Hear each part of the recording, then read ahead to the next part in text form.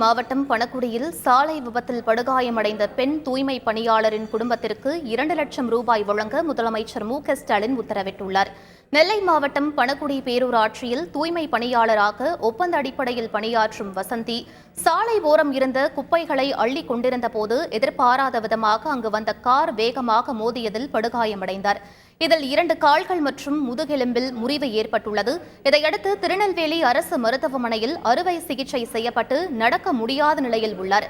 இந்நிலையில் வாழ்வாதாரம் இழந்து தவிக்கும் தங்களது குடும்பத்திற்கு இழப்பீடு வழங்க கோரி வசந்தியின் கணவர் நெல்லை மாவட்ட ஆட்சியரை சந்தித்து மனு அளித்தார். இதனிடையே விபத்து குறித்த செய்தி அறிந்து மிகவும் வருத்தமும் வேதனையும் அடைந்ததாக தெரிவித்துள்ள முதலமைச்சர் ஸ்டாலின் சிறப்பு சிகிச்சை அளிக்க அறிவுறுத்தியுள்ளார். மேலும் வசந்தியின் குடும்பத்திற்கு 2 லட்சம் ரூபாய் முதலமைச்சரின் பொது நிவாரண நிதியிலிருந்து வழங்கவும் உத்தரவிட்டுள்ளார். செய்திகளை உடனுக்குடன் தெரிந்து கொள்ள உடனே சப்ஸ்கிரைப் பண்ணுங்க.